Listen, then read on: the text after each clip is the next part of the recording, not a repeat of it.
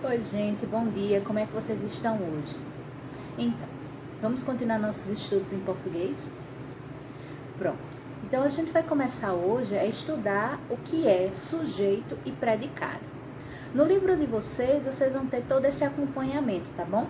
Só que na folhinha que vai de acordo com a sua turma, tem uma folhinha que vai ter a explicação de tudo isso que eu tô falando hoje, certo?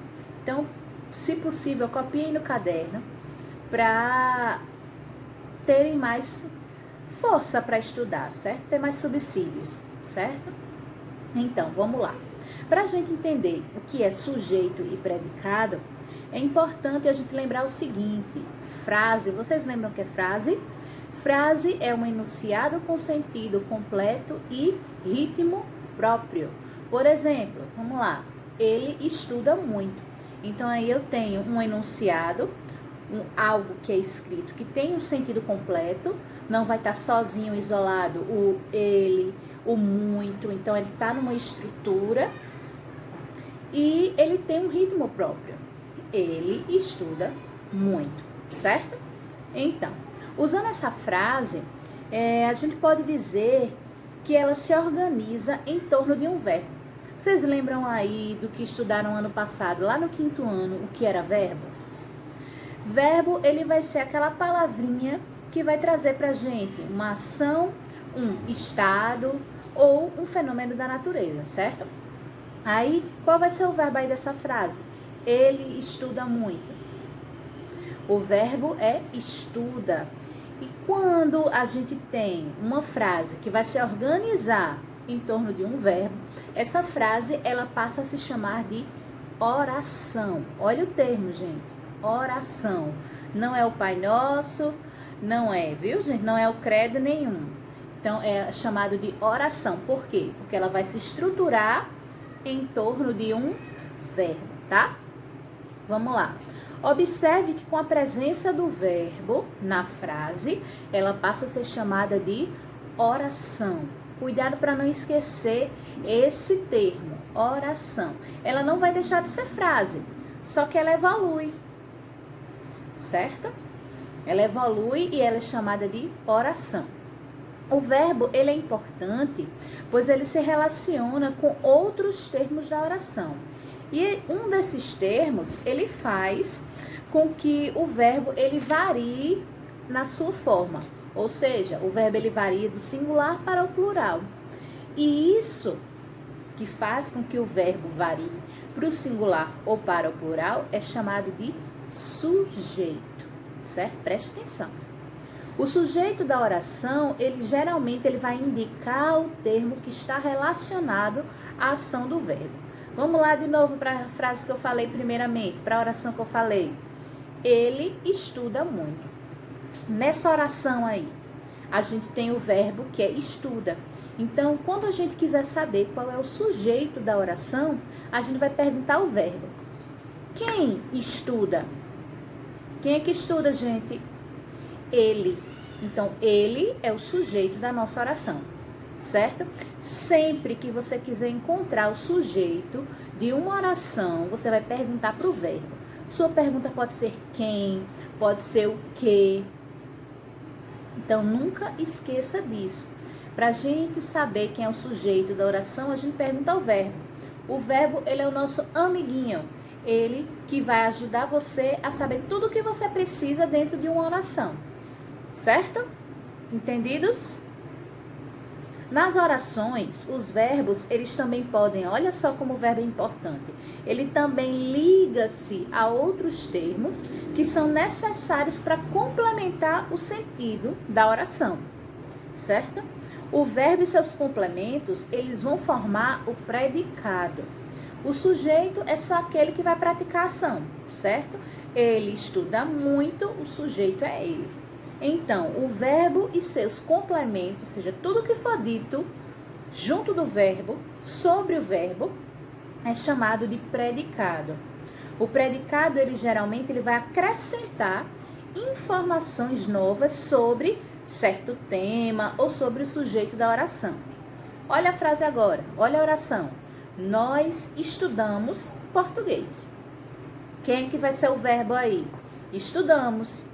Quem é que estuda aí nessa oração? Quem estudamos? Nós. Nós é o sujeito. Então, o que é que o nós faz? Estudamos português. Então, tudo que for dito sobre o sujeito é o predicado. Então, qual é o predicado aí nessa oração? Estudamos português, ok? Só que o que é que vai acontecer? Em algumas orações na língua portuguesa, só vai ter predicado. Ou seja, o sujeito, ele não vai aparecer, ele não vai ter tanta importância para o que for dito. Esse sujeito, ele é chamado de sujeito inexistente, ou seja, o sujeito ele não vai existir aí, tá?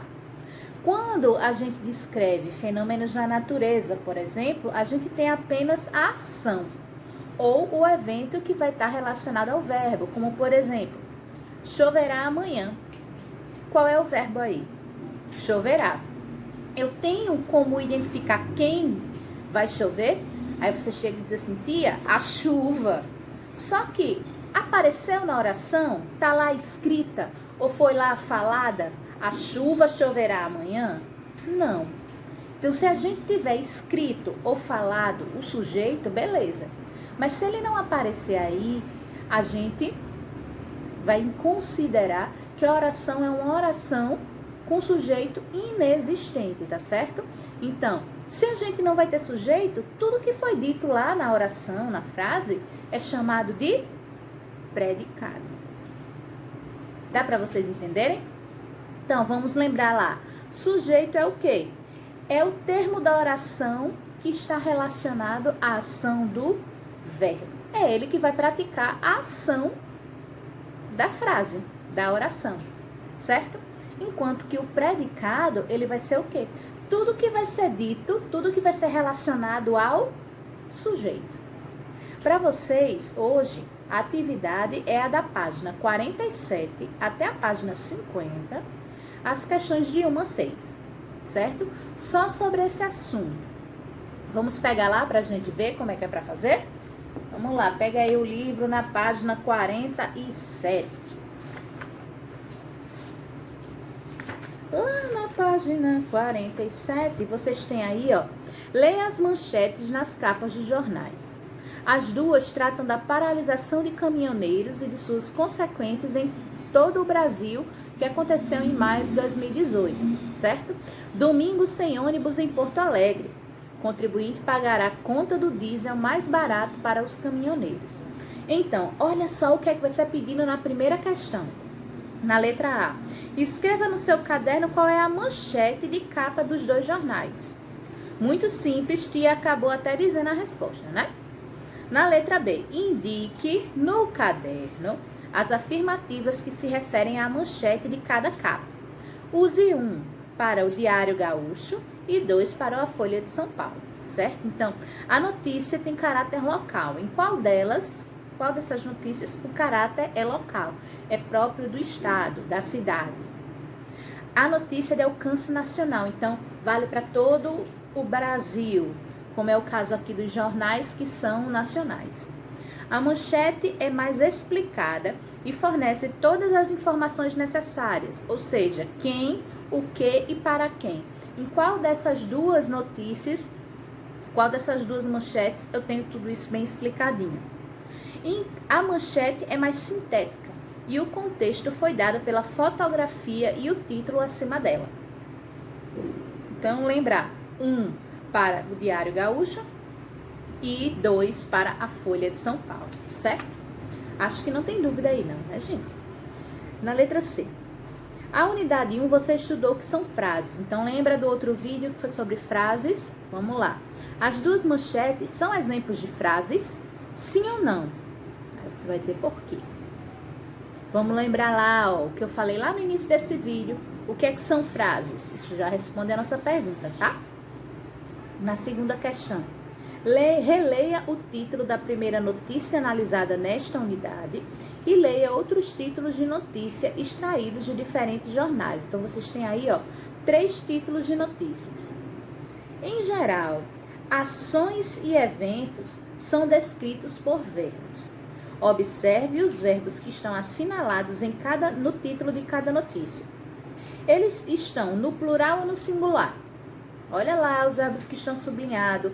Cria, identificam e suspende. Eles estão no singular ou no plural? E explique por que essa variação acontece. Se você prestar atenção no vídeo, você responde essa pergunta, certo? Prestem atenção. Na terceira questão, você tem assim: releia os títulos 1 e 2, que é lá da primeira questão. Imagine que várias mães de cadeirantes tivessem criado um playground inclusivo. Como ficaria o título? Então, ó, lá na página, vamos ver aqui, ó, na página 41, vocês têm ele, tá? Então, preste atenção, que é a da questão. Se em 2 o título se referisse a apenas um cientista, como deveria ser reescrito? Lembrem que essas aqui são da questão 2, tá? Em cada uma das situações acima, que alterações você fez? Então, o que é que você mudou? Certo? Quarta questão. Leia mais um título. Governo anuncia acordo com caminhoneiros. Imagine que o título fosse apenas anuncia acordo com caminhoneiros e estivesse fora da capa do jornal ou de um texto de notícia. Você conseguiria compreendê-lo completamente? Totalmente? A gente conseguiria entender se só tivesse anuncia acordo com caminhoneiros, ao invés de governo anuncia acordo com caminhoneiros? Sim ou não? Dê a sua resposta e explique por que você acha que sim ou que não, tá bom? Na letra B, reescreva o título imaginando que o acordo com os caminhoneiros tivesse sido anunciado por governadores, certo? Se liga aí. O governo tivesse anunciado vários acordos com os caminhoneiros. O que é que mudaria? Certo? Descreva as alterações que você fez em cada caso. Que alterações você fez? E explicar, tá bom? Na letra C, com base nos itens anteriores, que palavras fazem com que o verbo anunciar varie sua forma? Quais foram as palavras que foram usadas na sua letra A e letra B que fez o verbo anunciar mudar de jeito, mudar de forma? Quinta questão. Agora leia o título abaixo. Amapá comemora o Dia Internacional contra a Discriminação Racial com ações no Laguinho. Que comentário se faz sobre o Amapá?